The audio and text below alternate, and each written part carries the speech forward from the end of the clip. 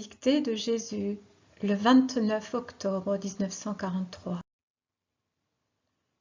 Quand je fais dire à Sophonie que j'emporterai toutes choses de la terre, je lui fais prophétiser ce qui arrivera l'avant-veille du temps dernier, celui que j'annonçais ensuite en parlant de la destruction du monde, voilé sous la description de la ruine du temple et de Jérusalem, ce que prophétisa le bien-aimé dans son Apocalypse. Les voix se succèdent. Je peux même dire que, comme dans un édifice sacré érigé pour témoigner de la gloire du Seigneur, les voix s'élèvent de pinacle en pinacle, de prophète en prophète précédant le Christ, jusqu'au sommet le plus haut d'où parle le Verbe durant sa vie d'homme, et descendent ensuite de pinacle en pinacle au cours des siècles par la bouche des prophètes qui suivent le Christ. C'est comme un concert qui chante les louanges, les volontés, les gloires du Seigneur, et il durera jusqu'au moment où les trompettes des anges rassembleront les morts des sépulcres et les morts de l'esprit, les vivants de la terre et les vivants du ciel, pour qu'ils se prosternent devant la gloire visible du Seigneur et entendent la parole de Dieu, cette parole qu'ils furent si nombreux à rejeter ou à négliger, à railler, à mépriser, à laquelle ils ont désobéi, cette parole qui vint comme lumière du monde et que le monde ne voulut pas accueillir, lui préférant les ténèbres.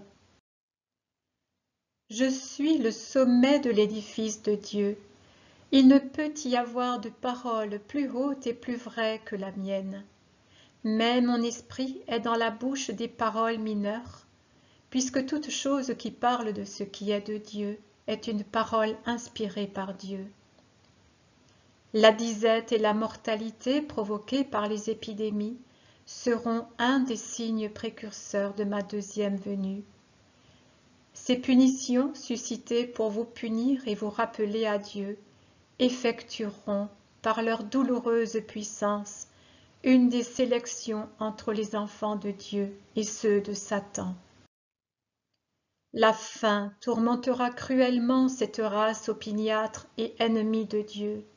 La faim causée par le vol et les guerres maudites, née sans la justification de l'indépendance nationale, de la barbarie du pouvoir et de l'orgueil de démons en habits humains. Par l'arrêt voulu par Dieu, des lois cosmiques dont la conséquence sera un gel intense et prolongé, ou une chaleur brûlante, non mitigée par les pluies. Le renversement des saisons qui apportera la sécheresse à la saison des pluies et les pluies à l'époque des moissons.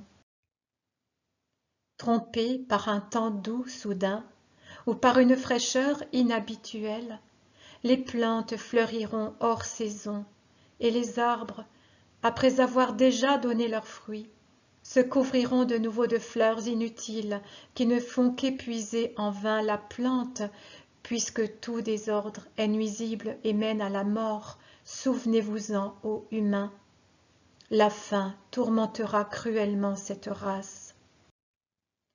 Les animaux, privés de foin et d'avoine, de grains et de fourrage, mourront de faim, et à cause de leur propre faim, les humains les détruiront avant qu'ils n'aient le temps de se reproduire.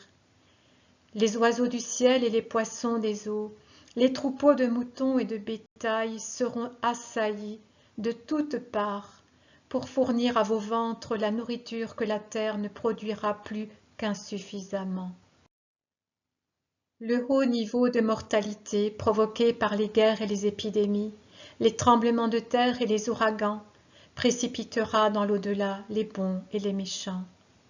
Les premiers pour votre punition, car privés des meilleurs, vous ne cesserez d'empirer. Les seconds pour leur punition, puisqu'ils auront avant même l'heure prévue, l'enfer pour demeure. La victime préparée par le Seigneur pour purifier l'autel de la terre, autel profané par les péchés d'idolâtrie, de luxure, de haine, d'orgueil, ce sera vous, humains qui périrez par milliers et dizaines de milliers sous la faux aiguisée des foudres divines. Vous tomberez les uns sur les autres, comme l'herbe fauchée d'un pré en avril. Les fleurs saintes mêlées aux plantes vénéneuses, les tiges lisses mêlées aux ronces piquantes. La main de mes anges choisira et séparera les bénis des maudits, portant les premiers au ciel et laissant les autres au trident des démons en pâture pour l'enfer. Le fait d'être roi ou mendiant, savant ou ignorant, jeune ou vieux, guerrier ou prêtre, ne fera aucune différence et ne servira pas de rempart contre la mort. Il y aura un châtiment, et il sera terrible.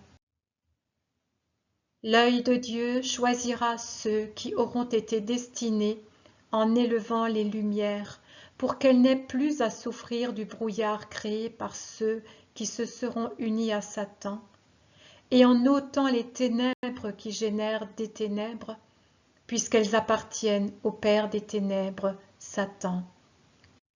L'œil de Dieu, lequel pénètre dans les palais, dans les églises, dans les consciences, et il n'y a pas de barrière, pas d'hypocrisie qui l'empêche de voir, scrutera le sein de l'Église, la Jérusalem d'aujourd'hui, scrutera les âmes et écrira le seul décret pour les apathiques, les indifférents, les tièdes, les rebelles, les traîtres, les meurtriers de l'esprit, les déicides. Non, ne pensez pas que Dieu ne vous fera ni du mal ni du bien pour vos œuvres. Je vous le jure, je le jure à moi-même, je le jure par ma justice, je le jure par un triple serment. Je vous ferai du bien pour le bien que vous ferez, et du mal pour le mal que vous commettrez. Si les actes immondes de la chair et de votre vie de brute recouvrent les yeux de votre âme d'une croûte pour l'empêcher de voir Dieu, rien ne voile l'œil de Dieu. J'appesantirai ma main sur ceux qui se délectent d'être dans la fange et qui veulent rester dans la fange malgré chaque invitation et chaque moyen que je leur donne pour en sortir. Ils deviendront fange dans la fange, puisqu'ils font de la fange du péché l'aliment préféré de leur faim impure. Le jour approche, enfants qui avaient renié le Père. Le temps de la terre est long et bref à la fois. N'était-ce pas hier que vous jouissiez d'un honnête bien-être apporté par la paix et les œuvres pacifiques, source de pain et de travail? N'était-ce pas hier, ô vous qui vivez en cette heure terrible, que vous jouissiez du bonheur d'une famille non encore démembrée et détruite, des enfants autour de la table du Père, du mariage, l'époux près de l'épouse, du Père penché sur la tête de ses enfants comme un maître et un ami? Et maintenant, où est tout cela? Rapide tel l'oiseau qui s'envole pour de lointains pays, ce temps est passé. C'était hier. Vous vous retournez et vous voyez qu'un nombre de jours, que l'horreur multiplie par sa sanglante intensité, vous en sépare. Vous vous réfugiez dans le souvenir, mais des tas de décombres et des étendues de tombeaux détruisent la douceur du souvenir en rappelant la réalité du présent. Ô humains, humains qui insultez Dieu des voix de vos bouches et de vos cœurs, croyant qu'il vous est permis de le faire, écoutez, humains, la voix de Dieu, déchirée et déchirante, qui tonne déjà sur le monde, puisqu'elle parle en vain par la bouche de ses serviteurs et de ses amis, et qui vous annonce sa colère, et qui vous appelle encore, car elle souffre de vous punir. Avant que l'aveuglement de vos esprits ne soit total, venez au médecin et à la lumière. Avant que tant de sang n'ait coulé qu'il s'en soit formé un lac de mort, venez à la source de la vie. Réunissez vos maigres capacités d'aimer et tournez-les vers Dieu. L'amour vous pardonnera pour ces miettes d'amour, reste de ce que la chair et Satan ont volé, que vous lui offrirez. C'est à Dieu qu'il faut offrir les primeurs et la totalité des biens. Mais à supposer que vous n'ayez pas su le faire, ô enfants qui m'avez coûté la vie, donnez au Seigneur grand, compatissant, puissant, ce qui vous reste encore. Dans votre pauvreté d'esprit, pauvreté non évangélique mais humaine, arrachez de votre cœur le dernier pétiole, niez ce dernier reste à la chair et donnez-le-moi. Je sais qu'il en coûte moins à un de mes bien-aimés de sacrifier sa vie qu'il ne vous en coûte de sacrifier un baiser. Et pour votre effort, disproportionné à l'offrande, je vous donnerai une récompense disproportionnée au don. Je vous la donnerai pourvu que vous veniez. Celui qui travaillera bien à la dernière heure sera admis au royaume comme celui qui tint la charrue jusqu'à s'affaisser dessus de son aurore au soir anticipé. Vous ne regretterez pas d'avoir une demeure différente au ciel. Là ne se trouvent pas les mesquineries de l'envie humaine. Mais venez conquérir ce ciel que j'ai créé pour vous et que je vous ai ouvert par ma mort sur la croix. Venez au Seigneur avant que le Seigneur ne vienne à vous avec sa majesté de juge. Quant à vous, mes bien-aimés, restez dans la voie que vous avez choisie.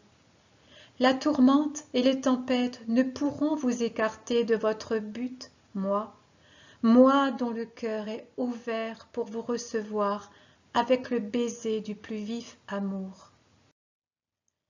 Laissez tomber les royaumes et les peuples, et que ceux qui maintenant se croient puissants deviennent cendres et ruines, et que ceux qui croient qu'il est licite de dicter volontés et doctrines soient broyés en poudre par la volonté et la loi de Dieu.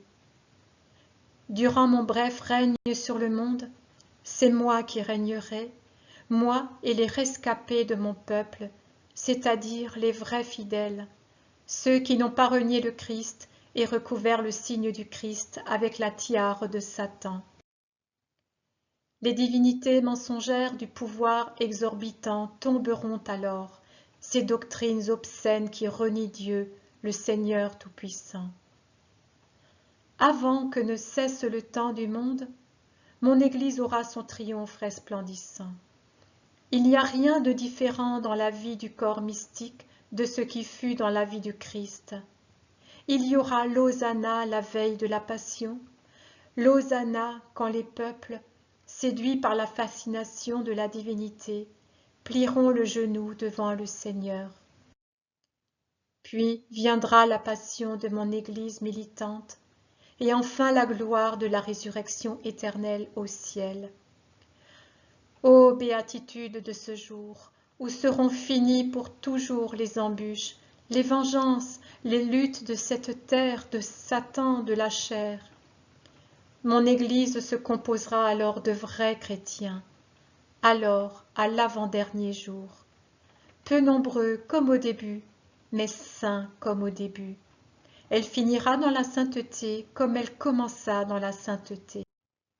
Les menteurs, les traîtres, les idolâtres resteront au dehors. Ceux qui, à la dernière heure, imiteront Judas et vendront leur âme à Satan, nuisant ainsi au corps mystique du Christ. La bête aura en eux ses lieutenants pour sa dernière guerre. Et malheur à ceux qui, dans la Jérusalem des derniers temps, se rendront coupables d'un tel péché. Malheur à ceux qui y exploiteront leur rôle pour des profits humains. Malheur à ceux qui laisseront périr leurs frères et sœurs et négligeront de faire de la parole que je leur ai confiée du pain pour les âmes affamées de Dieu. Malheur. Je ne ferai pas de différence entre ceux qui renieront Dieu ouvertement et ceux qui le renieront par leurs œuvres. Et en vérité, je vous dis, avec la douleur du Fondateur suprême, qu'à la dernière heure, les 3/4 de mon Église me renieront, et je devrais les couper du tronc comme des branches mortes et pourries par une lèpre immonde. Mais vous qui resterez en moi, entendez la promesse du Christ. Attendez-moi avec fidélité et amour, et je viendrai à vous avec tous mes dons, avec le don des dons, moi-même. Je viendrai racheter et soigner, je viendrai illuminer les ténèbres, les vaincre et les dissiper. Je viendrai enseigner aux humains à aimer et à adorer le Dieu éternel, le Seigneur très haut, le Christ saint, le Père, le Fils, le Saint-Esprit. Je viendrai vous apporter, non la paix de ce monde, éternel destructeur de la paix, mais la paix du royaume qui ne meurt pas.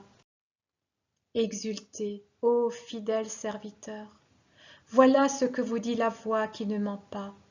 Vous n'aurez plus à craindre aucun mal, car je mettrai fin au temps du mal. J'anticiperai cette fin par pitié de mes âmes bénies. Exultez surtout, ô vous, mes bien-aimés de maintenant. Pour vous, l'avènement du Christ et son étreinte de gloire seront encore plus prompts. Pour vous s'ouvrent déjà les portes de la cité de Dieu, et votre Sauveur en sort pour venir à votre rencontre et vous donner la vraie vie. Encore un peu de temps et je viendrai pour vous. Comme je le fis pour Lazare, mon ami, je vous appellerai un à la fois. Sors. Hors de cette vie terrestre qui est un tombeau pour l'esprit emprisonné dans la chair. Hors de la vie pour entrer dans la vie et dans la liberté du ciel. Appelez-moi de votre amour fidèle, qu'il soit la flamme qui fait fondre les chaînes de la chair et donne à l'esprit la liberté de venir vite à moi. Lancez le plus beau cri que l'être humain ait écrit. Viens, Seigneur Jésus.